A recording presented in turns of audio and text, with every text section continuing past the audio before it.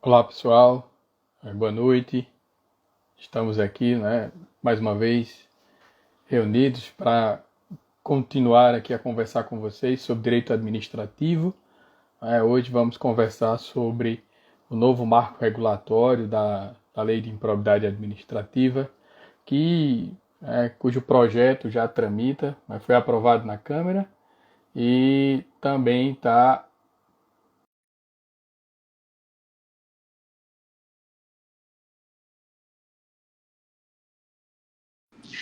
Boa noite, professora Valer.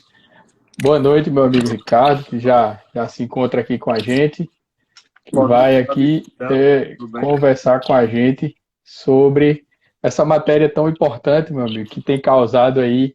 é, a comunidade jurídica está muito agitada, Os ânimos discutindo estão exaltados. bastante. Ministério Público, exatamente, os anos estão exaltados, é a melhor definição. Ministério Público Federal, Ministério Público dos Estados, todo mundo aí conversando. Ricardo, você me vê bem, me escuta bem, tá tudo. O Tá vídeo está bom aí para perfeito. você? Tanto a imagem Tá. quanto o áudio está perfeito. E com você? Bom demais. Estou lhe ouvindo aqui. Deixa eu só dar boas-vindas aqui. Estou vendo aqui o pessoal entrando, né? Diogo, o Glauberto entrou, tá todo mundo aqui, a professora Valesca, o pessoal do IPDA, né? Glauberto aqui, o nosso presidente do IPDA, que certamente, né, você conhece, seu amigo, né? Enfim, olha, de vez em quando eu vou olhar aqui para o lado, é porque eu coloco o computador aqui para poder dar uma verificada nas perguntas, o pessoal que está interagindo, então de vez em quando eu vou olhar aqui para o lado para isso, né? Só para ver se o pessoal está trazendo perguntas, né? Então, sejam todos bem-vindos aqui, Diego, né? Pedro, todo mundo, fiquem à vontade aí para trazer suas perguntas, seus questionamentos, que a gente está aqui com a oportunidade de conversar com o professor Ricardo Duarte Júnior, que é uma das autoridades em improbidade administrativa, não na prática da improbidade administrativa, professor, mas no estudo, é um estudioso, né, professor, é advogado, é mestre, é doutor em Direito, é membro do IDASF, tem estudos na área, escreve, publica, trabalha com isso, então é uma referência e aí eu tenho certeza que todos nós aqui seremos aí brindados com excelentes reflexões e fiquem à vontade para participar, porque o tema é interessante e, como o professor Ricardo disse, está causando aí arrepios aí em toda a comunidade jurídica. Então, Ricardo, meu amigo, olha, agradeço mais uma vez por você ter aceito o nosso convite prontamente. Seja bem-vindo aqui ao nosso café e vou te passar para você fazer aí suas considerações iniciais para que a gente possa, em seguida, desenvolver aqui a nossa conversa hoje à noite. Então, primeiramente, agradeço imensamente o convite e as palavras. Você foi muito generoso. Na verdade, eu sou nada mais, nada menos que um curioso no assunto. E por ser advogado e gostar de debate, então, esse é uma das áreas que geram muitos debates. Então, eu sou apenas um curioso e gosto de escrever um pouco sobre. No mais, o resto foram generosidades suas, o qual agradeço. E agradeço também a participação de todos que estão em casa assistindo um pouco desse assunto, que é um assunto tão importante, não só para quem gosta de direito administrativo, mas para a gestão pública como um todo. É um assunto que mexe com a administração pública de forma geral, com o servidor, com particulares que contratam com a administração pública, com políticos, com a justiça. E é um assunto que, pela proposta de lei que está aí, tende a mudar de forma satisfatória. Então, o debate ele é necessário, o debate ele é fundamental para que a gente possa evoluir na construção de um direito mais justo e mais sistêmico, digamos assim. É verdade.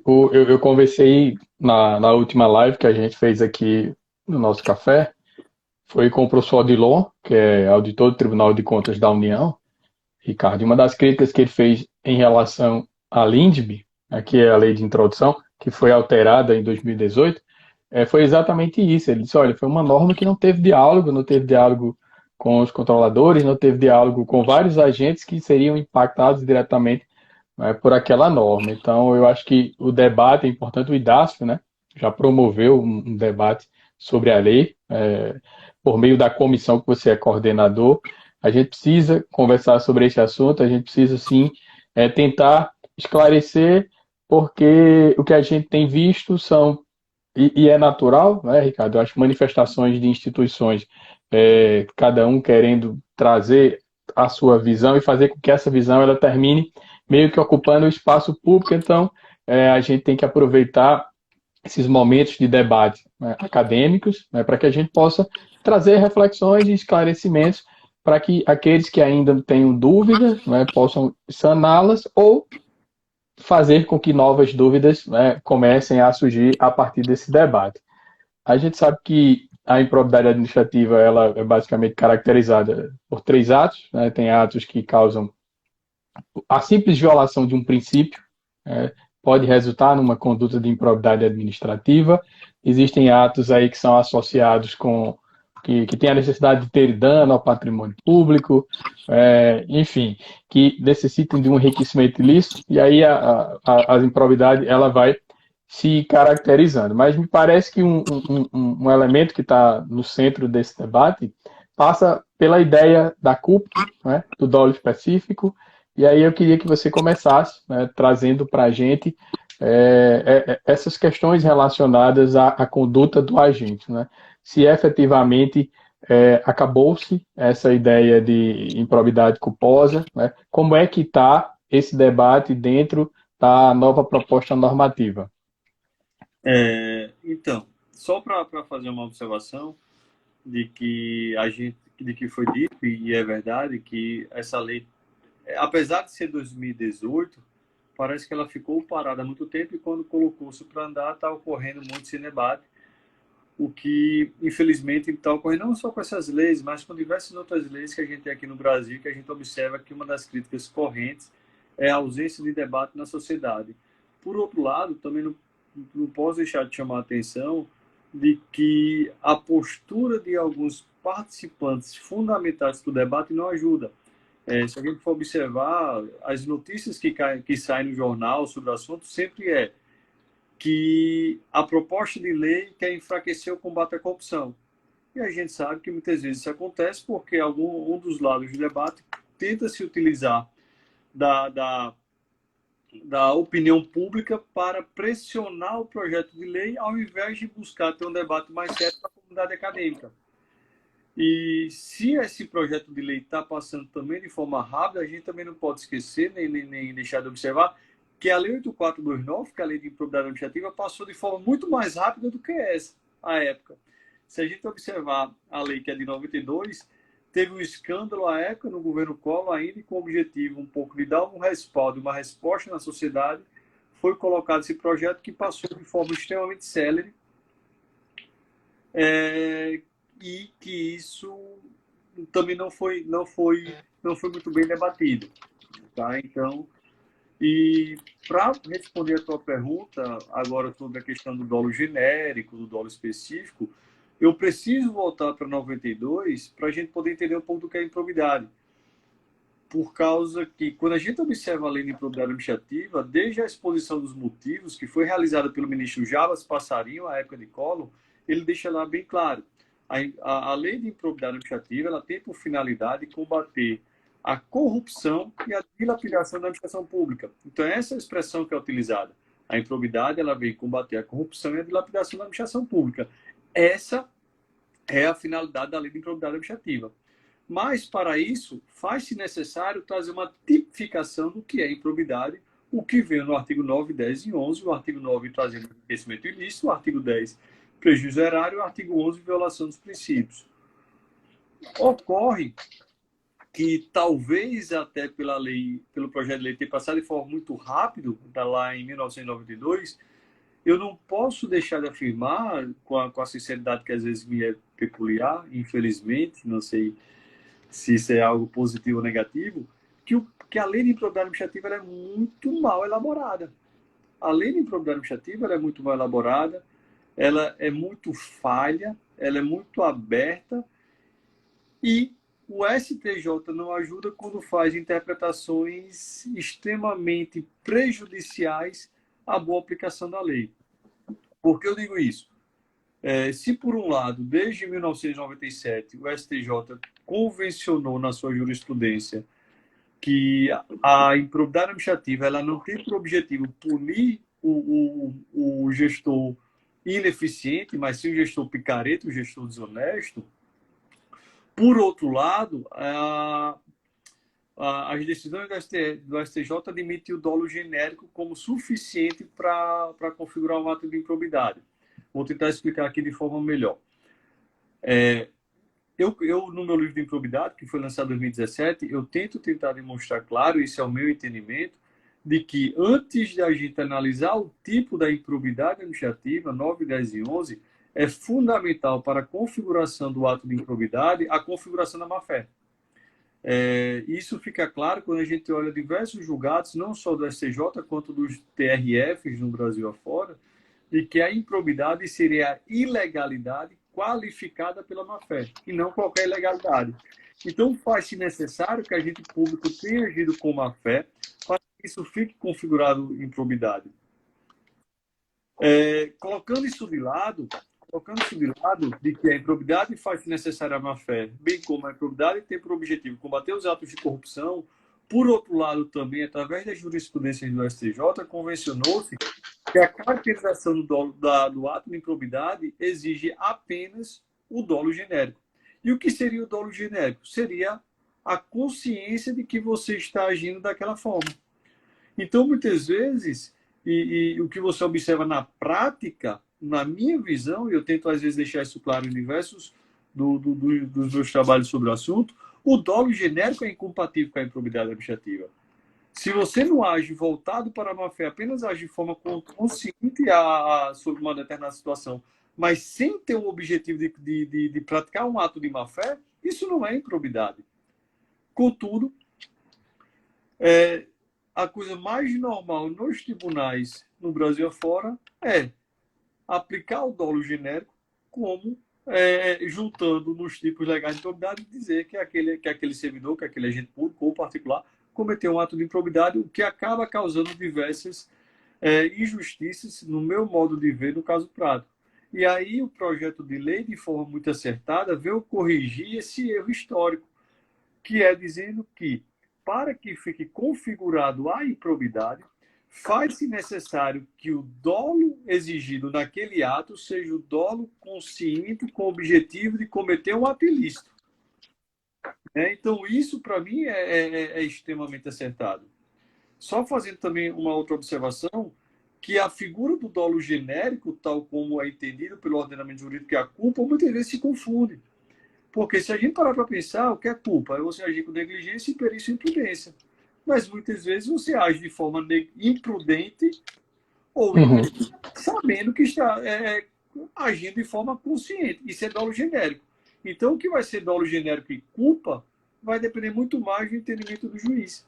E isso fica uma insegurança jurídica enorme dessa falta de divisão dos requisitos necessários para configurar um ato como improbidade, que é aquele que lá atrás vai ser exige, que é o objetivo de combater o ato corrupto ou o de dilapidação da administração pública.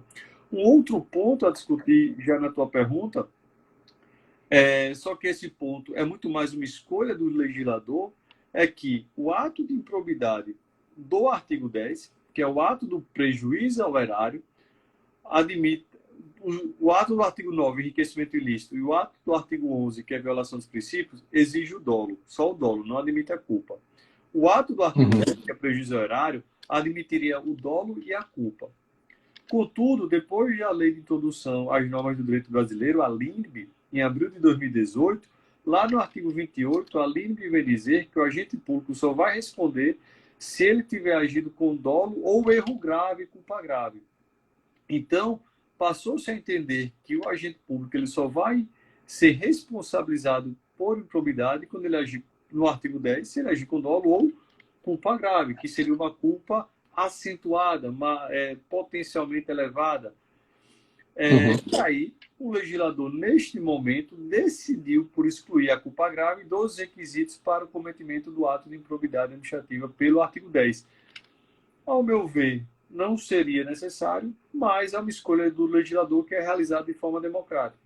Eu acho que talvez o ideal fosse fazer uma divisão maior do que é uma culpa normal e do que é uma culpa considerada grave.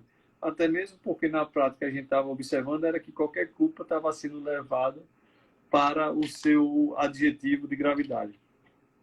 Que é aquela ideia do direito administrativo do medo, aquela ideia do apagão das canetas, né, que a gente sabe que vem, que é produto, né, de uma atividade controladora muito rígida. E, Ricardo, você tocou em dois pontos aí interessantes. Primeiro, você falou da questão interpretativa na caracterização do ato de improbidade, né? E aí, a nova lei, ela traz lá, né, no parágrafo 8º, ela diz que não configura, eu vou até ler, eu até notei aqui, ela diz que não configura improbidade a ação ou omissão decorrente de divergência interpretativa da lei, baseada em jurisprudência, ainda que não pacificada, mesmo que não venha a ser posteriormente prevalente nas decisões dos órgãos de controle dos tribunais. E qual é o link importante aqui? Você citou aí a Lindbe e você trouxe a ideia de erro grosseiro, e eu fiquei curioso quando eu li esse parágrafo 8º do artigo 1º, porque eu me lembrei do conceito de erro grosseiro que estava na época lá do artigo 28, que era o parágrafo 1º, que foi vetado, inclusive. E aí eu separei aqui e eu vou ler para você relembrar. Olha o que é que o parágrafo 1º do artigo 28 da Lindbe dizia. Não se considera erro grosseiro a decisão ou opinião, veja, não se considera erro grosseiro a decisão ou opinião baseada em jurisprudência ou doutrina, ainda que não pacificadas, em orientação geral ou ainda em interpretação razoável, mesmo que não venha a ser posteriormente aceita pelos órgãos de controle ou judiciais.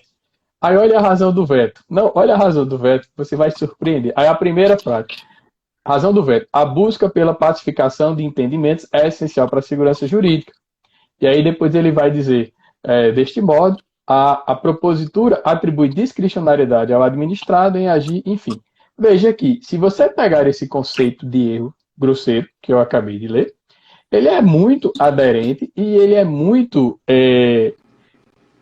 semelhante ao parágrafo 8º do artigo 1º, né, que traz essa ideia de atipicidade do ato de improbidade quando houver divergência interpretativa. Né? Como é que você faz sentido essa conexão que eu fiz do erro grosseiro com essa previsão da nova lei? Como é que você vê essa questão de atipicidade? E é curioso, né? É a atipicidade que não é legal, que não é normativa, mas que é interpretativa. Que negócio curioso. Então, eu vou chamar a atenção para dois pontos. Um é o ponto prático, que eu estou acostumado no dia a dia, até porque isso é uma das minhas principais áreas da advocação, ou na advocacia, é que situação mais que comum, não precisa acreditar no que eu estou pode conversar com outros advogados da área. Você tem uma licitação no interior, no município de interior, que você tem um parecer jurídico dado pela Procuradoria Jurídica, um parecer fundamentado, e que a licitação ocorre tranquilamente dentro da sua perspectiva de validade jurídica. Posteriormente, o Ministério Público discorda daquele entendimento que foi dado pelo parecer jurídico e entende por isso que houve uma irregularidade na licitação e ingressa situação de probidade contra o particular que prestou o serviço à administração pública, os gestores que seguiram o parecer jurídico, tentando ali seguir aquela segurança jurídica, e o parecerista. Normalmente o parecerista ele é afastado porque não existe crime de interpretação e quem responde é o gestor e o particular. Quando isso chega ao STF, tem um outro ponto que depois é interessante, até na lei talvez a gente vá discutir isso posteriormente, de que violação a procedimentos de licitação causa dano em ré ipsa, causa um dano presumido, esse dano presumido necessariamente vai implicar improbidade pelo artigo 10. Então veja que muitas vezes 90% dos atos de improbidade se dão pelo artigo 10, normalmente, principalmente no município interior, porque você tem o Ministério Público de um lado discordando do entendimento adotado pela administração pública. E o que se tem que discutir é se aquele entendimento é plausível ou não, se é justificado ou não, porque muitas vezes isso vira uma disputa de teses jurídicas em que o Ministério Público quer ver a sua tese vitoriosa e ao ver a sua tese vitoriosa, o outro lado necessariamente tem cometido um ato de improbidade pela sistemática jurídica de como está aplicada a lei. E aí, quando eu chamo a atenção para esse ponto, eu me lembro da discussão da lei de abuso de autoridade, que é algo que eu tenho chamado a atenção bem sempre quando eu falo desse assunto. Na lei de abuso de autoridade, a gente sabe a problemática que foi no Brasil, e se vocês lembrarem também, quando discutia-se a lei de abuso de autoridade, as notícias de jornal era que se queria acabar com a corrupção. Moro, à época ministro da Justiça, ele fez um documento que foi entregar aos legisladores com diversas sugestões para que fosse acatado na lei de abuso de autoridade. E uma das sugestões foi o que ficou positivado no artigo 1º, parágrafo 2º da lei de abuso de autoridade, que eu vou ler para vocês. A divergência na interpretação da lei ou na avaliação de fatos e provas não configura abuso de autoridade. Ou seja, e o que eu gosto de chamar a atenção, eu tive a honra, e eu sempre gosto de fazer isso até para mostrar o meu respeito que eu tenho pelo professor Vladimir, que é o presidente do IDASSE. Eu tive a honra de ser professor, orientando o professor Vladimir. Ele sempre fala uma coisa para os seus orientantes que parece besta, mas que é fundamental nesses casos. O direito é uma via de mão dupla. Tudo que vai e volta. Então, a gente tem que preservar a nossa honestidade intelectual de que, porque na lei de abuso de autoridade, a divergência de interpretação não pode configurar abuso de autoridade, e na lei de improbidade, sim. E interessante, um dia desse eu fui pegar esse texto que Moro foi entregar aos legisladores. E eu fui procurar isso hoje, eu encontrei. E olhe qual foi a fundamentação utilizada pelo ministro Moro.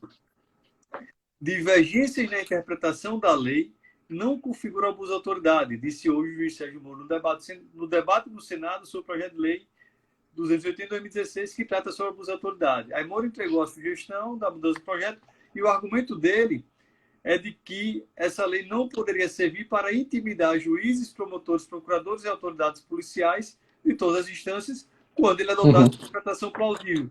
E aí a gente volta naquela velha discussão na administração pública do medo. Então, quer dizer que o gestor pode ser intimidado? Exato. Quer dizer que aquele que tem o poder da caneta, na hora que ele está acusando, na hora que ele tem o poder de ingressar com uma ação, a divergência de interpretação não vale. Mas na hora que é para servir contra ele numa questão de abuso de autoridade, a divergência de interpretação vale? Cadê a sistematicidade que Norberto Bobbio falava que o ordenamento jurídico tem que ter essa harmonia? Então, Exatamente. ou a divergência de interpretação é algo adotado nesse ponto, óbvio que deve ser, porque se é uma interpretação plausível, você, por óbvio, não atua com má fé, nem atua com a intenção de cometer um ato ilícito, ou ela não vale. Exato. E é legítima, né? A própria Lindbe fala de possibilidades, de escolhas legítimas, né? Justificadas pelas dificuldades, né? Pela estrutura, e também justificadas normativamente.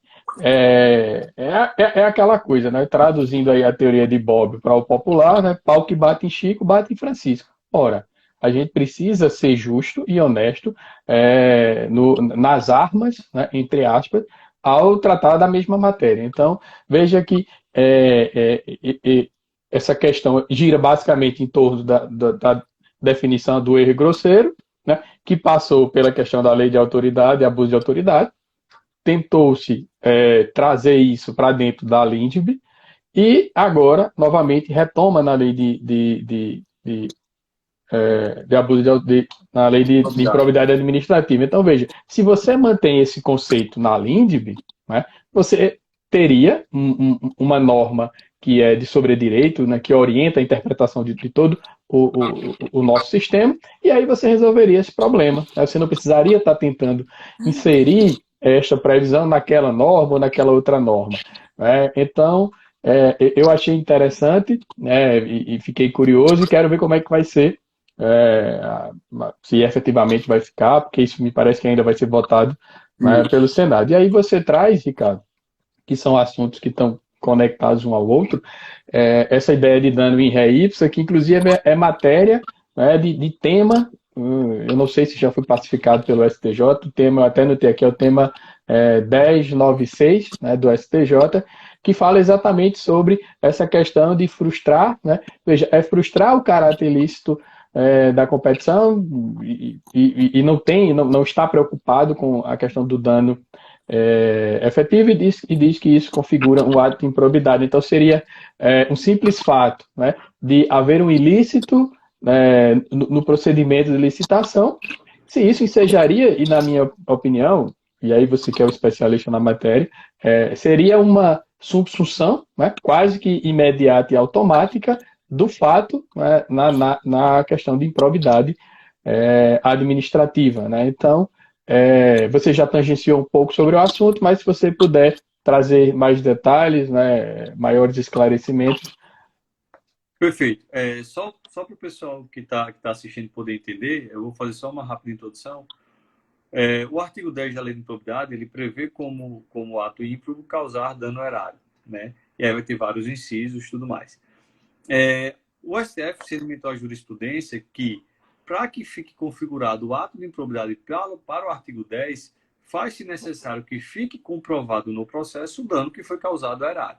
Isso era a jurisprudência pacífica do STJ, desculpa. Posteriormente, ele dizia que o artigo 10, inciso 8º, era uma exceção, porque o artigo 10, inciso 8º era quando você frustrava ou fraudava o caráter licitatório. E qual era o racional que o STJ tinha? O objetivo de toda e qualquer licitação é estabelecer um procedimento competitivo, para que, ao final, a administração pública possa escolher a melhor proposta para realizar uma contratação.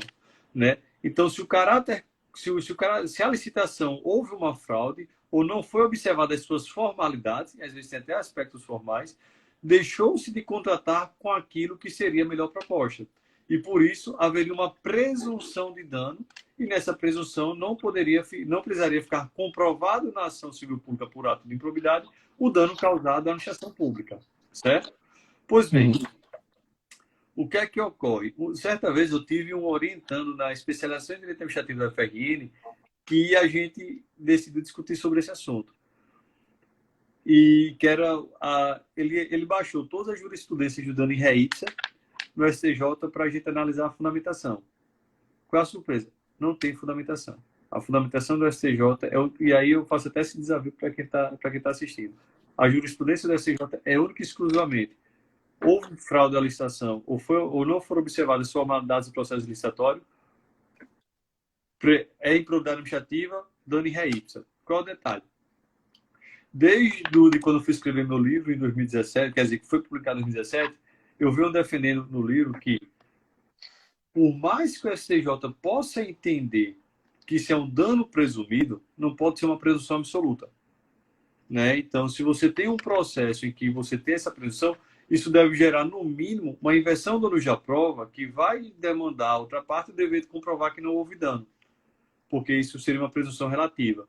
Inclusive, você tem vários julgados do TRF da primeira região e do TRF da quinta região, só que, infelizmente, só em processo de execução, e daqui a pouco eu explico por quê, dizendo que o dano que deve ser observado é aquele dano entre a melhor proposta que a administração pública poderia chegar e a proposta que a administração pública chegou. Ou seja, o dano tem que ser relativo. Isso aconteceu comigo. Recentemente, eu tive um julgado um mês atrás. Eu tive que embargar 4 vezes, embargo de declaração, embargo de declaração, embargo de declaração, embargo de declaração, para tentar que o STJ me dissesse, estou sempre confundindo, STJ, desculpa, que o STJ me dissesse se esse dano era presumido absoluto. Por quê? O nosso, só para vocês entenderem, a gente ganhou na segunda instância, o TRF da quinta região reconheceu que não houve ato de improbidade, houve apelação do NPF, o processo quando subiu para o STJ olhou, houve violação às formalidades do procedimento licitatório, é improbidade administrativa. Eu disse, excelência, beleza, mas dano em ré ipsa, esse dano é presumido absoluto, porque já ficou comprovado que não houve dano. Inclusive, tinha parecer do Tribunal de Contas da União, parecer da CGU dizendo que foram apenas questões formais que não tinha sido comprovado o dano erário. Mas isso não é levado em consideração nos processos, inclusive o que ele diz aqui, sumeramente informativos, e que eu tentei por diversas vezes que o STJ me dissesse se esse dano era presumido, é absoluto. Moral da história, só para resumir o caso, o STJ simplesmente disse, é dano erário, volto para o TRF para apurar o dano. Vai voltar para o TRF dizer o quê? Não houve dano. E a gente fica nisso. Você fica condenado por um ato de improbidade, o juiz, e aí, pela própria jurisprudência do STF, do STJ, se você for condenado pelo artigo 10, necessariamente, obrigatoriamente, você tem que ser condenado à sessão de ressarcimento erário, mas você vai ressarcir quanto, se não tem dano erário? E aí você fica nesse loop, mas aí vai ter que botar outras sanções, outras aplicações, e etc. Suspensão de direitos políticos, proibição de contratar com a administração pública, e por aí vai. Por isso que eu entendo a lógica e a fundamentação do entendimento que se chegou à ideia do dano em ré ipsa, mas isso não pode ser utilizado como algo absoluto que não demanda nenhum outro tipo de discussão no processo. Até porque o processo, e você tem várias situações dessa, principalmente no interior, que a violação ao procedimento licitatório foi por causa de que houve a contratação por inexigibilidade, por dispensa, com base em parecer jurídico, mas que o Ministério Público discorda. Pois é. Por exemplo, essa semana eu estava conversando com um colega servidor, um contrato de alguns anos atrás já, simplesmente o Ministério Público encaminhou um ofício lá dizendo, olha, tem sobrepreço aí nesse teu contrato, né? Porque verificando aqui os preços de hoje, com os preços que você assinou, há indícios aí de que, bom, primeiro ponto, a gente não tem como comparar preços, extemporâneos, a gente precisa verificar o contexto do momento em que o ato foi praticado, né? Esse é um ponto interessante. E aí a gente sabe o efeito intimidatório, né, que um ofício desse causa quando chega em qualquer gestor público, né? Exatamente por quê? Porque não há segurança jurídica, né, para que eles possam continuar tomando as decisões de forma adequada, né, respaldadas em orientações jurídicas, e mesmo assim o cidadão não consegue chegar em casa e dormir tranquilo, porque amanhã ou depois alguém pode, em uma interpretação, entender de modo diverso e começar a colocar toda a via crucis da improbidade administrativa que um cidadão de bem percorre. É claro que a gente sabe que tem gestores que não têm comportamentos adequados com a coisa pública, e é para essas pessoas que a lei de improbidade existe, né? Para essas pessoas que ela deve produzir seus efeitos. E isso terminou sendo repercutido, né, Ricardo, diretamente na lei, porque agora no artigo 10 ela traz, né, essa ideia da fraude, da licitação, e ela coloca lá de forma expressa, tanto na questão da fraude, como na questão das formalidades, que precisa ter uma perda patrimonial efetiva, né? E aí, na sua avaliação, isso vai afastar efetivamente essa ideia de dano in re ipsa, ou você acha que ainda tem como tentar argumentativamente preservar isso aí? Fica difícil, nunca podemos duvidar da capacidade de realizar um duplo twist carpado hermenêutico dos tribunais dos órgãos acusadores. Nunca podemos fazer essa... Eles criam movimentos que ganham, o movimento é tão inusitado, né, é tão peculiar que ganha o nome, né? Porque na ginástica é assim, né? Quando você faz um movimento que ninguém fez, pronto, aí vai batizar lá, né? Duarte, né? E aí sai batizando. E aí esse foi o Daí dos Santos que lhe deu a medalha de ouro no Campeonato Olímpico. Mas exato. Numa análise a priori fica um pouco complicado, porque o dano em ré ipsa é dano presumido. Você tem que ter uma presunção que houve dano. E aí o projeto de lei ele exige que fique devidamente comprovado o dano causado à administração pública. Então, você não tem como ficar devidamente comprovado de forma presumida. Ou uma presunção de que ficou devidamente comprovado. É algo que seria contraditório por si só. Então, eu não vejo como manter essa jurisprudência do STJ diante dessa nova realidade, caso o projeto de lei seja aprovado. Bacana, tranquilo. E a gente teve também algumas mudanças, né, importantes no artigo 11, porque na sistemática da lei atual, ela fala lá notadamente, né, dando a entender que, né, aquele rol é aberto, né, e aí a gente está falando aqui daquelas condutas, né, que violam os princípios da administração pública, e na nova lei, né, ele muda um pouco essa percepção, né, ele fala caracterizada por uma né, das seguintes condutas. Então, na sua avaliação, a gente agora vai começar a trabalhar com um rol taxativo de condutas. Então, deixa eu só fazer uma observação, porque o artigo 11 dentro dessa nossa análise até mais sincericida que estamos tendo, Uhum. eu estou aqui fazendo comparativo sempre com a lei de abuso de autoridade, porque os dois passaram por um processo legislativo recente. Mas aí, se a gente for observar, na época do processo legislativo da lei de abuso de autoridade, que foi uma lei extremamente criticada desde o seu início até a sua aprovação, que era uma lei que iria acabar com o combate à corrupção. Uma das principais críticas que eram feitas pelos órgãos acusadores era exatamente que os tipos da lei de abuso de autoridade eram tipo abertos e que isso iria prejudicar o combate à corrupção. E aí, existe abertura maior em qualquer tipo que não o artigo 11 da lei de improbidade. Só você pegar a lei de abuso de autoridade e a lei de improbidade. O artigo 11, violar princípios de administração pública. E o detalhe é que é violar princípios de administração pública, esqueci agora o restante, mas que O haja 11 uma da deslealdade, nova lei? ou isso, como está na lei atual, em que haja uma deslealdade, maldade perante a instituição, algo do tipo. Só que essa segunda parte, às vezes, ela é esquecida na sua aplicação. Uhum. Mas aí, falando sobre isso, eu acho interessante quando a gente olha o artigo 11, eu lembro de uma frase de Beccaria, que Beccaria dizia: não podemos deixar na mão do aplicador do direito definir qual tipo. Na verdade, é isso que acontece. O tipo legal é o artigo 11, violar princípios, e os incisos que tinham ontem eram incisos extremamente exemplificativos. Quer dizer, também não eram incisos exemplificativos. Ali eram apenas situações hipotéticas que configurariam a violação dos princípios. Né? Então, na prática, quem é que definia o tipo prático do verbo que a gente aprendeu lá no direito penal? Era o órgão que estava acusando. E essa violação dos princípios gera uma insegurança jurídica tamanha. Veja que um tipo extremamente aberto pode gerar uma das maiores sanções do Estado Democrático, suspensão dos direitos políticos. Né? Então, ao meu ver, isso é incongruente.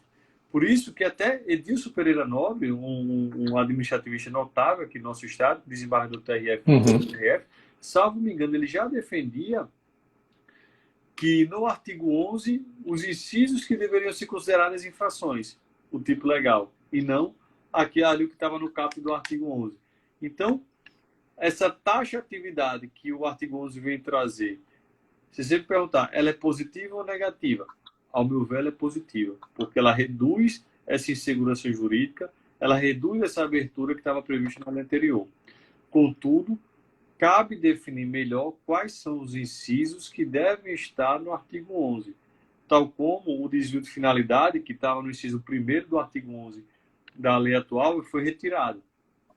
Pelo projeto de lei, ele seria retirado, eu acho que não deveria ser.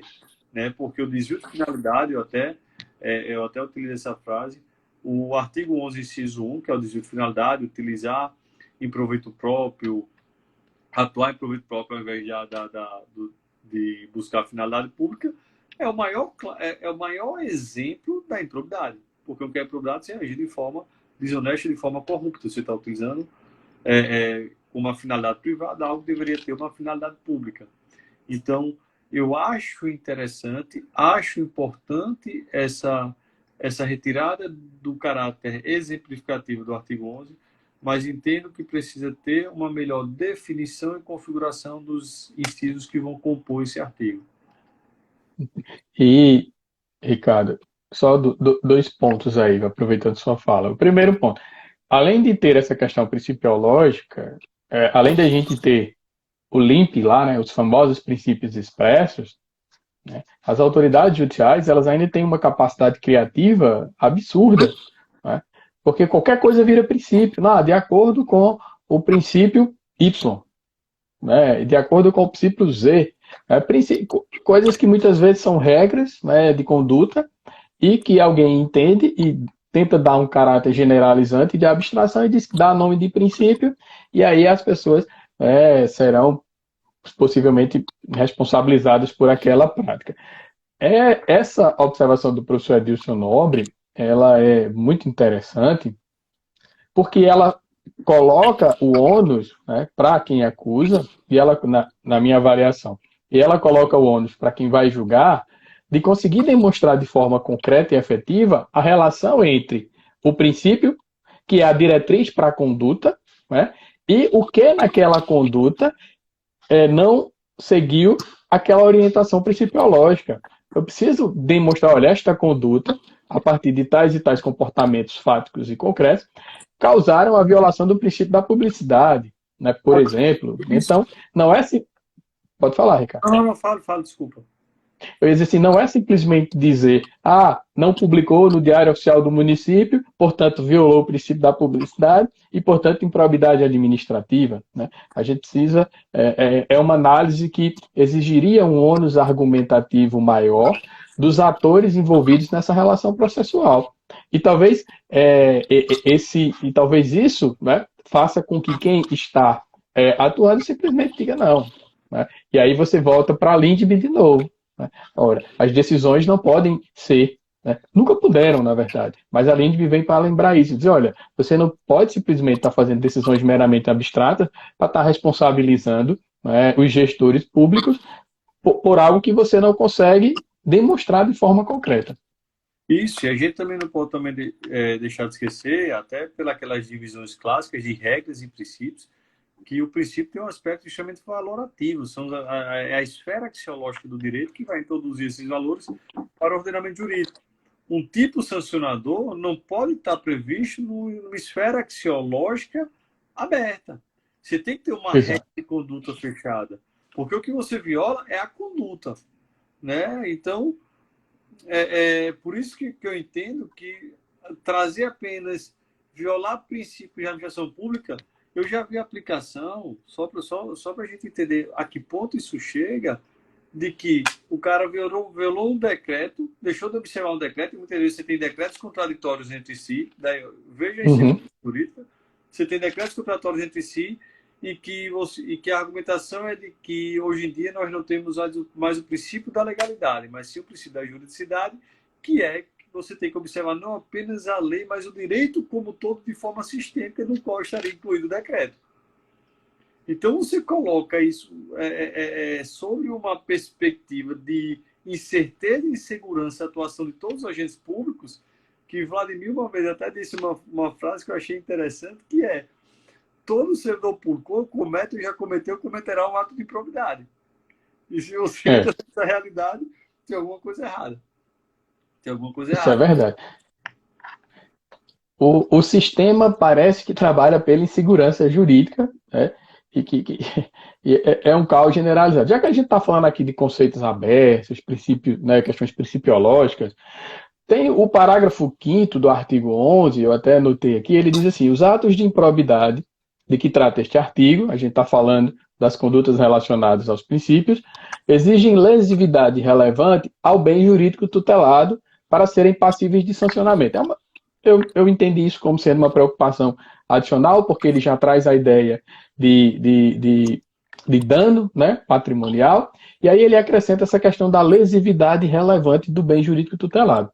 Para mim, totalmente aberto, né, totalmente indeterminado, e aí a gente precisa pensar em critérios objetivos, né, minimamente objetivos, para que a gente possa justificar e fazer esse enquadramento. Então, eu queria te ouvir sobre, considerando a sua experiência, né, que critérios você entende que são pertinentes, que são adequados, né, para que a gente possa começar a pensar nessa quantificação, né, lesiva, né, que vai legitimar a respectiva, né, penalidade e os efeitos patrimoniais, enfim.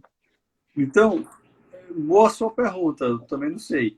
A gente coloca a ideia de lesividade relevante, o conceito de relevante é muito subjetivo. Isso parece decreto federal 9830, se não me engano, tem o artigo 12, parágrafo 3º, está mais ou menos por ali, que vai tentar conceituar erro grave, erro grosseiro, né? Que esse decreto, que é o 9830, ele vem regulamentar a LINB, né? Isso. Os artigos da LINB. E aí o artigo 12, parágrafo 3º vai dizer, não, porque erro grosseiro, tal, é aquele decorrente de culpa grave. É aquele negócio que você tenta conceituar, mas dá uma volta e fica em ciclo. É o cachorro querendo pegar o rabo, né? O cachorro querendo pegar, porque, ao meu ver, a questão da relevância do dano, da perspectiva do dano, deve ser levado em consideração na hora da aplicação da sanção, mas não na hora da aplicação da tipicidade, né? Até porque fica meio complicado você configurar esse critério de relevância. Até mesmo, eu sei que não faz parte do artigo 11, mas que você tem uma jurisprudência clássica do STJ, e que é uma jurisprudência, ao meu ver, acertada, que dizia que a lei de improbidade administrativa não pode ser aplicada com a calculadora na mão, porque ela não viola um aspecto financeiro, mas ela viola algo muito mais grave na administração pública, que é a sua moralidade. Então, a relevância, ao meu ver, não pode ser levada em consideração sobre o aspecto financeiro, que é o que à primeira vista se imagina. Porque tudo aquilo que você agir de forma com má fé, um dolo intencional para cometer um ato ilícito, ao meu ver, já passa a ser relevante. E aí, se isso trouxe consequências graves ou não, deve ser utilizado na hora da aplicação da sanção. A sanção vai ser maior, vai ser menor. Mas a sua conduta satisfeita esses requisitos, que é o que deve ser utilizado para aplicar ou não, para se enquadrar ou não no tipo legal. Que é o que usualmente se faz, né? O dano, né? Você considera o dano, né, os antecedentes, exatamente no momento de quantificar a penalidade, né? E já que a gente está falando de sanção, eu queria te ouvir aqui, porque no novo normativo, a perda da função pública e as questões relacionadas com suspensão dos direitos políticos, né, não vão mais ser aplicados, pelo menos no texto que está hoje, né, não serão aplicados nessas questões de condutas que decorrem de violações principiológicas. Né? E aí, na sua avaliação, né, esse novo regime sancionatório é mais grave? Aqueles que falam vai acabar com a corrupção, é mais brando, é mais justo, é mais adequado? Eu sei que são perguntas abertas, mas como a gente está num momento, digamos que mais acadêmico e refletindo, né, e pensando nas possibilidades, né, é compatível com o momento e com o tipo de discussão. Né? Eu sei que eu estou lhe colocando numa posição difícil, mas... Tá ótimo. Posso, então, fugir da pergunta, tentando respondê-la de outra forma, e depois eu volto para a tua pergunta diretamente? Claro, com certeza. Eu tenho um artigo que eu defendo, inclusive, que a suspensão dos direitos políticos não poderia ser aplicada mais nas sanções de improbidade administrativa. Nenhuma das três. Em nenhuma das três. Vou explicar por quê rapidamente.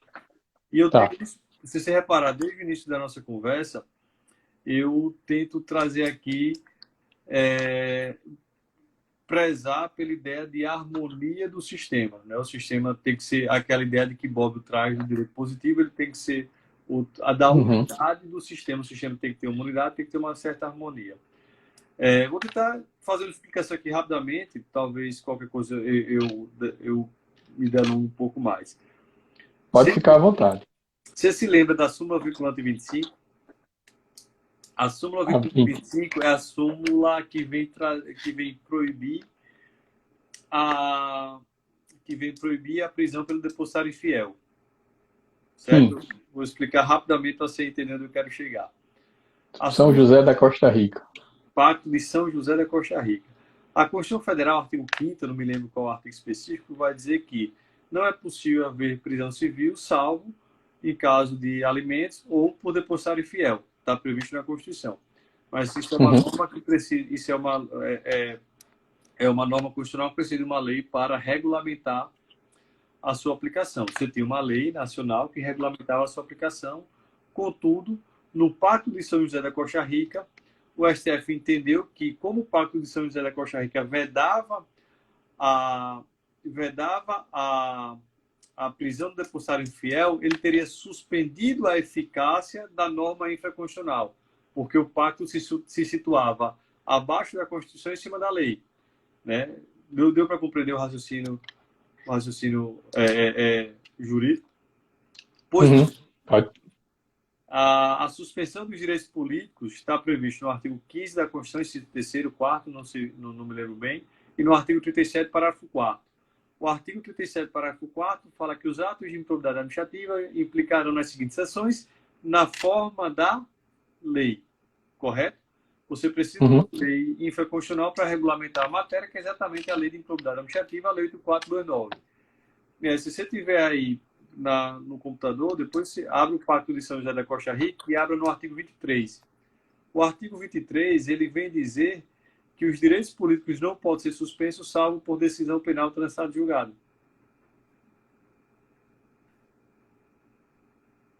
E eu digo mais. Perfeito. Sabe quem colocou esse artigo? Quem introduziu esse artigo no Pacto de São José da Costa Rica? O delegado brasileiro. E eu digo mais.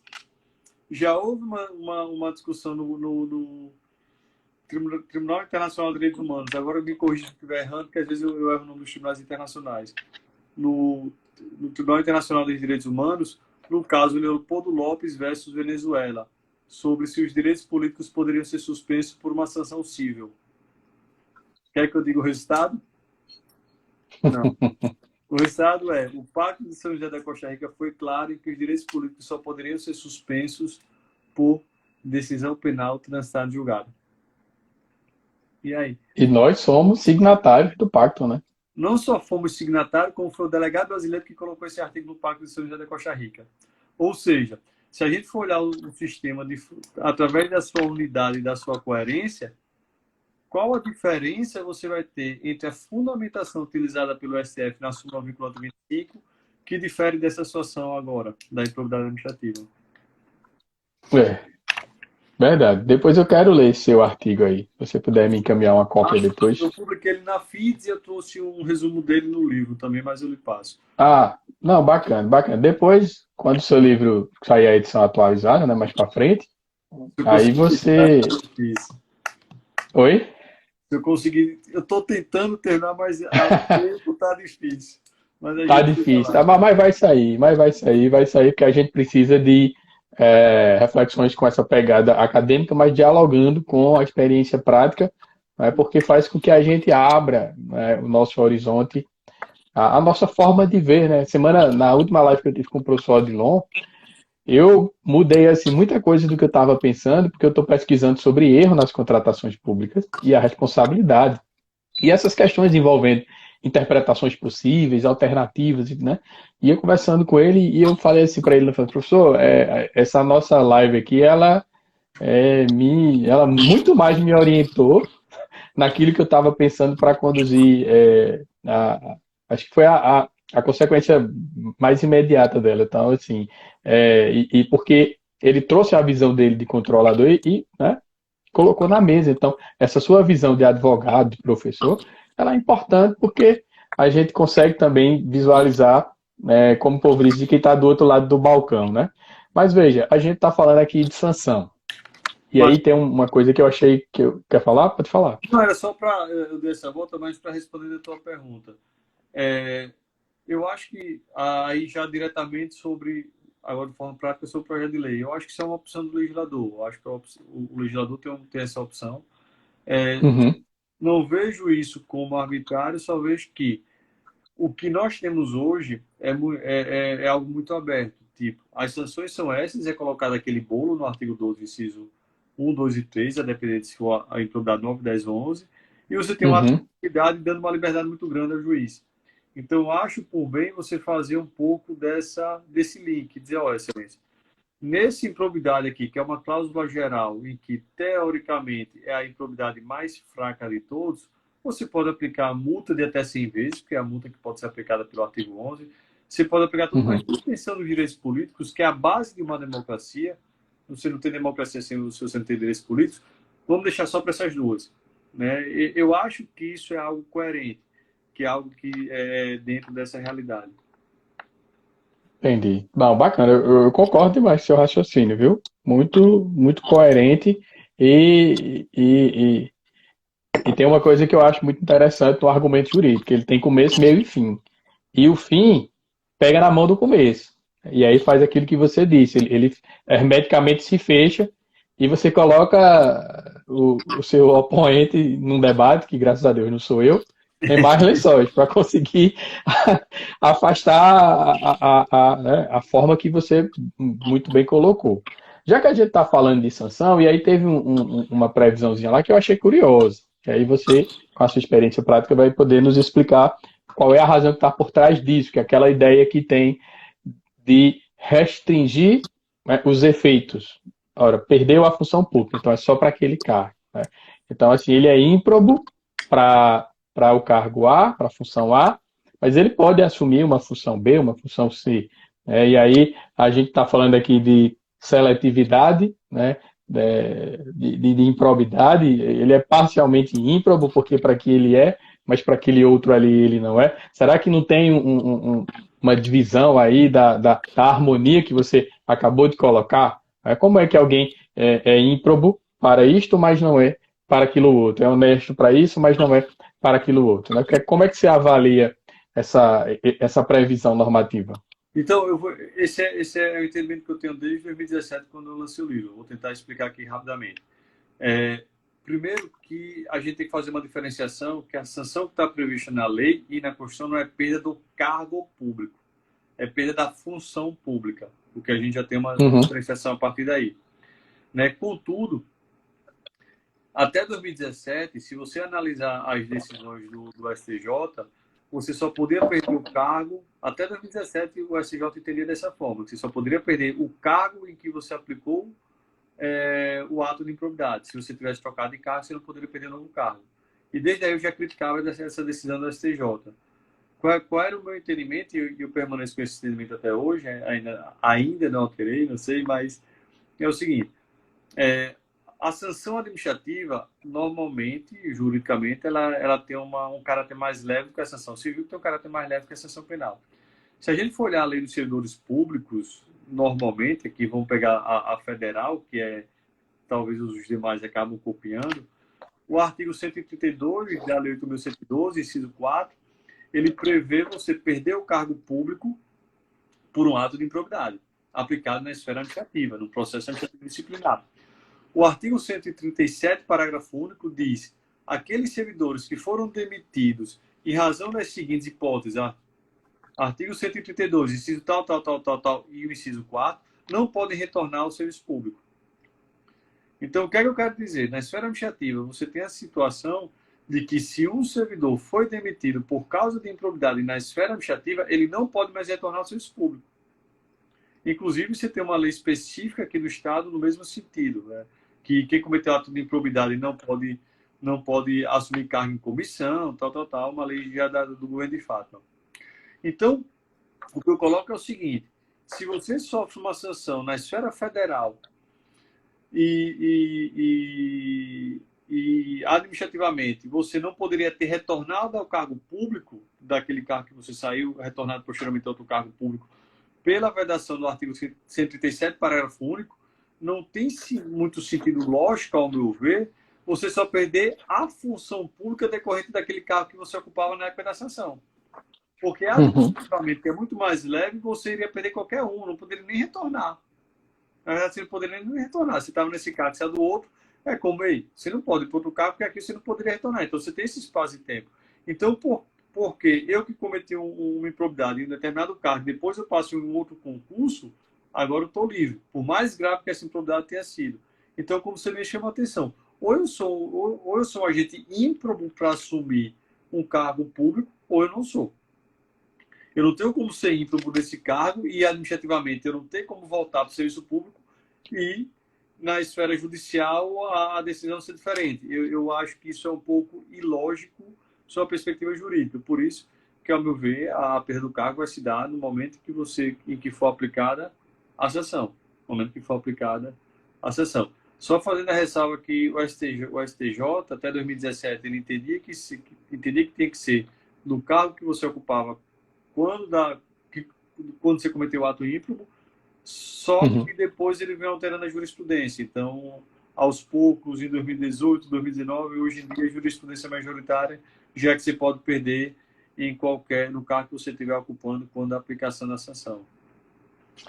E aí, Ricardo, veja que, ou mal comparativamente, ou bem comparativamente, é uma discussão muito semelhante à declaração de inidoneidade das empresas nos processos licitatórios, né? Sim. Que começou, né?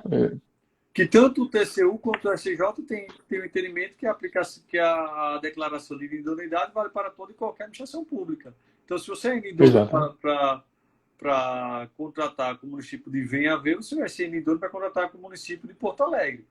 Então, a idoneidade é Exatamente. só. Então, a lógica Exatamente. é exatamente a mesma. Né? Pelo menos eu entendo assim. Né? Não, eu também parto desse pressuposto porque a gente está falando de valores morais, né? E não existe meia, né? Meia moral, né? Eu sou um pouco moral na minha conduta. Não, ou você é, ou você não é. Exatamente. Mas, enfim. Agora deixa eu te perguntar uma coisa. Me parece que a nova lei ela vai tirar aquela questão da defesa preliminar, né? E aí eu não sei como é que você enxerga isso, se você vê isso como sendo um ponto positivo, se você vê isso ponto positivo na perspectiva até processual, ou se você vê como sendo algo negativo, porque o denunciado, né, ele teria ali, o investigado teria dois momentos para se defender, ou se exatamente a existência desses dois momentos seria algo que poderia fazer com que fosse mais moroso, enfim. Como é que você observa essa previsão normativa de retirar aquela defesa preliminar? Então, academicamente eu vejo de forma positiva, como advogado eu vejo de forma negativa, mas brincadeiras à parte. Como Não, mas são duas fases. Olha, isso aí é uma coisa que eu brinco muito. Eu li uma vez no Ateneu e eu nunca esqueci dessa frase. Ele falava assim: são certas coisas, né? São duas faces da mesma moeda, né? Opostas, porém justapostas, né? É isso que você está falando, né? mas como advogado a gente tem que ser parcial, academicamente a gente é imparcial. Mas Uhum, quando eu digo que como advogado eu fico triste, é apenas porque a gente ganha tempo.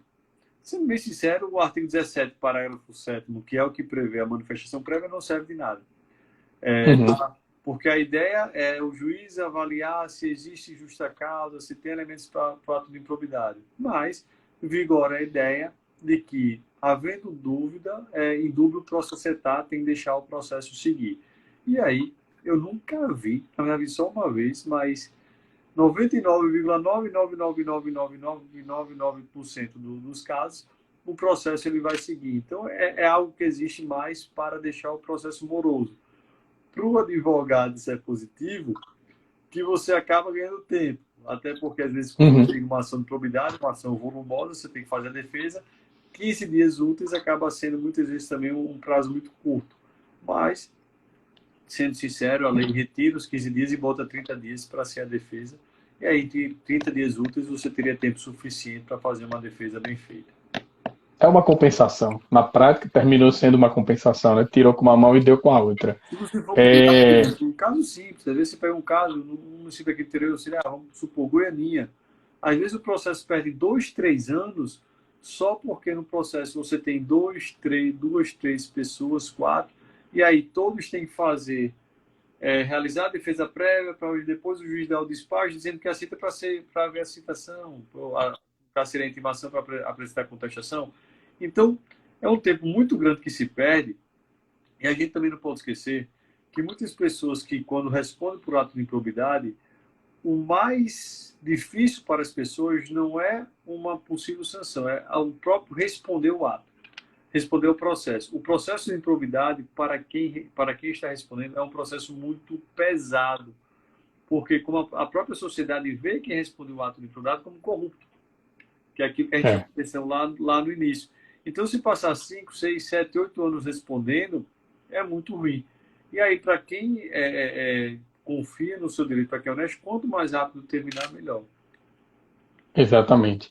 Exatamente. Ricardo, a gente está passando aqui de 1 hora já, mas tem um tempinho ainda. A gente tinha outras coisas para conversar, mas considerando, né, você já deu aula, você já trabalhou, você já fez tanta coisa, você precisa naturalmente descansar. E para não tomar muito seu tempo, eu vou trazer aqui o último ponto, para a gente terminar com um pouquinho de polêmica, né, sobre a questão da legitimidade que foi agora restrita, né, ao Ministério Público. Estão falando aí de atuação do próprio Ministério Público, aquelas questões envolvendo a prescrição do inquérito civil, que 180 dias não dá para fazer nada e que isso aí é abrir portas, né, imagens para a impunidade, e aquela coisa que a gente começou falando, e a gente vai fechar aqui sobre ela, que é, de um lado, o discurso do enfraquecimento do combate à corrupção, né? Do outro lado, o discurso que se utiliza para justificar certas medidas que talvez tenham tornado mais exigentes, né, a própria atuação do Ministério Público, que seria relacionada à própria politização na atuação, né, do Ministério Público. Então, para que a gente possa fechar aqui a nossa conversa, eu queria ouvir a sua opinião sobre esse cenário, né, e como é que você avalia, de um modo geral, essas questões normativas aí que vão ser, né, inseridas no nosso ordenamento jurídico com a nova lei de introdução ao lícito e ao costume, com a nova lei de improbidade administrativa. Certo. Vou fazer 3 observações de um ponto bom, ruim e mediano. A redução da legitimidade do Ministério Público, particularmente, eu não acho positivo, até porque a própria Fazenda Pública, que sofreu dano, a Fazenda Pública interessada, você ser excluída da possibilidade de ingressar com uma ação de improbidade para tentar punir aquele agente público que cometeu o ato ímpro, ao meu ver, não se justifica. A Fazenda tem que ter esse direito de poder ingressar com a ação. Então, eu acho que a sistemática da legislação atual é muito interessante. Se não for o Ministério Público que ingressar com a ação, for a Fazenda Pública, o Ministério Público atua como custos leis. E se o Ministério Público ingressa com a ação, a Fazenda Pública vai ser intimada para saber se ingressa no polo ativo, se ingressa no polo passivo, ou se mantém neutro. Eu acho isso extremamente razoável, né? Inclusive, eu já falei algumas vezes, mas para mim, quanto mais legitimados puderem ingressar com a ação de probidade, melhor. Como, por exemplo, a OAB. Por que não a OAB poder ingressar com uma ação de probidade, já que ela tem esse controle da tutela pública, né, e da moralidade? Então, eu acho que outras instituições poderiam, sim, serem legitimadas para ingressar com a ação civil pública por ato de improbidade.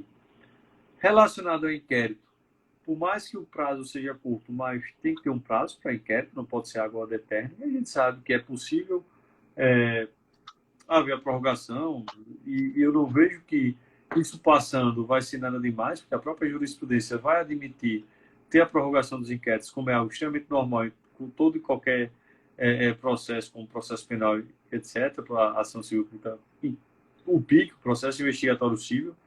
Então, acho que isso é algo mais, não vou dizer para inglês ver, mas que vai trazer uma limitação, mas vai ser aquele prazo impróprio, que só precisa trazer uma justificação no processo das dificuldades, e o processo vai ser laxecido. Talvez o calcanhar daqueles dessa lei seja o seu ponto principal de críticas e que precisa de uma maior discussão, é a questão da prescrição, né? A prescrição foi reduzida sobremaneira, foi reduzida de forma substancial. Aparentemente, pode-se entender que houve uma majoração do prazo prescricional, mas não, teve uma redução enorme. E ela ainda prevê vários prazos de prescrição intercorrente, que vai colocar em risco as ações de improbidade. Então, eu acho que isso é extremamente prejudicial e que isso precisa ser bem discutido, né? Só para tentar deixar o pessoal de casa entender um pouco mais, como é que funciona na legislação atual. Na legislação atual, basicamente, se você tem um vínculo temporário com a administração pública, que é tipo cargo em comissão, mandato eletivo, contratação temporária, o prazo prescricional é de 5 anos, mas é contado do término do vínculo. Então, se um prefeito ingressa hoje no cargo, comete o ato de improbidade, enquanto ele continuar no exercício da gestão pública, aquele prazo não está correndo. Se ele for reeleito, também não está correndo. Quando ele deixa o cargo, começa a correr o prazo de 5 anos. Então, esse prazo, como dá para perceber, ele pode ser elastecido bem grande. Uma pessoa que ocupa a cargo de comissão cometeu um ato de improbidade e passou 30 anos no cargo, ainda não começou a correr o prazo prescricional. Só vai começar a correr quando ele deixar o cargo.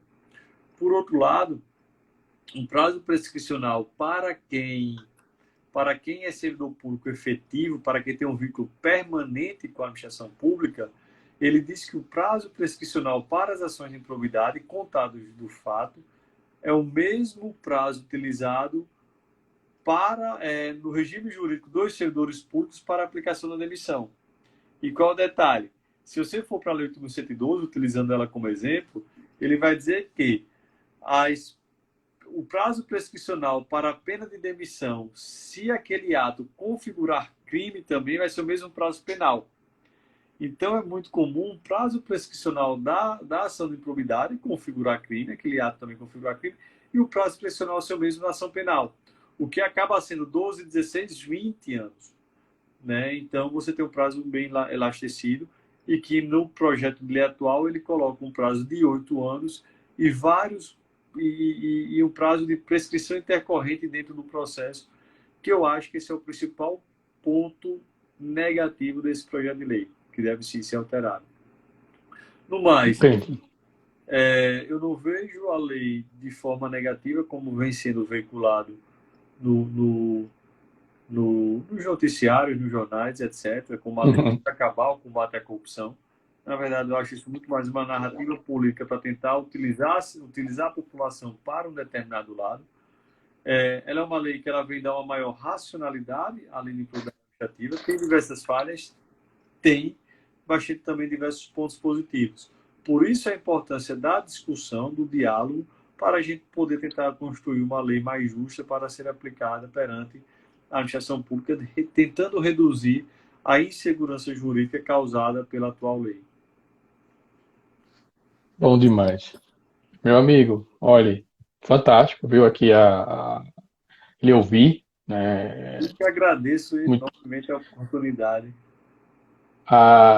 Tenho certeza que todos que estiveram conosco aqui foram aí, né, presenteados com reflexões não apenas teóricas, como o professor Vladimir costuma dizer, né?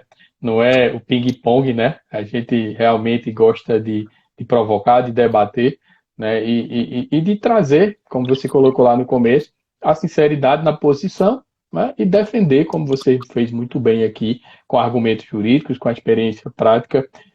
Muito obrigado mais uma vez. Agradeço a todos que estiveram conosco aqui até agora. Muita gente passou por aqui. A live vai ficar gravada, vai ficar disponível lá no IGTV. E desejo aí, meu amigo, a você boa noite, bom descanso. Se você quiser dar uma palavrinha final, pode ficar à vontade aí, tem tempo ainda. Tá contigo a bola. Perfeito. Eu queria agradecer, então, a oportunidade. É sempre um prazer estar aqui. Na verdade, é a primeira vez, mas vai ser um prazer se eu receber um outro convite. Brincando, mas você é um acadêmico exemplar, todos nós que acompanhamos o seu dia a dia sabemos disso. É uma grande honra para o IDASF ter você dentro dos nossos quadros e que ainda faz o link com o Instituto Paraibano de Direito Administrativo. Então, me coloco à disposição, se eu puder, para ajudá-lo e ajudar o debate do direito administrativo, bem como para discutir improbidade administrativa. Agradecer ao pessoal de casa que nos acompanhou aqui em um pouco mais de uma hora, perdeu seu tempo para acompanhar um pouco esse debate e também qualquer dúvida, sugestão ou crítica ao meu posicionamento, para realizar o debate, eu estou totalmente aberto à sugestão. No mais, boa noite a todos. Obrigado, meu amigo. Olha, o pessoal está dando os parabéns aqui, dizendo que há reflexões interessantes, boas observações. O Flávio, que está aqui no chat com a gente, o Flávio é do Ministério Público lá do Amazonas, né? Conheci Flávio quando eu estive em Manaus, naquela final lá da Copa América, lá, Flamengo que foi aquele jogo lá, esqueci, da Libertadores, eu acho, enfim. Aí eu estive em Manaus não para assistir o jogo, estive lá para um compromisso e conheci o Flávio, é um profissional exemplar. E aí o Danilo, o professor Danilo lá de Pernambuco também dizendo que foi show, a Arielle dizendo que não perdeu nada, e eu ia fazer essa correção. né? Ela está dizendo, não perdemos nada, só ganhamos, né? E quer certeza de ter aprendizado quando lhe escutam. Obrigado. Então, meu amigo, obrigado aí pela generosidade das suas palavras. A gente vai sim, né, fazer uma nova conversa, uma nova oportunidade. Eu sou meio agitado, eu já estou pensando em coisas para 2022, então em 2022 a minha ideia é que a gente possa fazer essas conversas com duas pessoas, né? Eu mediando, por exemplo, você e o professor Vladimir, você, enfim, esse é um pouco a ampliação do projeto para 2022 que eu estou falando aqui em primeira mão. Então, meu amigo, muito obrigado, viu? Bom descanso aí para você. Pessoal, Igualmente. até mais vocês, boa noite e bom descanso. Tchau, tchau. Boa noite. Tchau, tchau.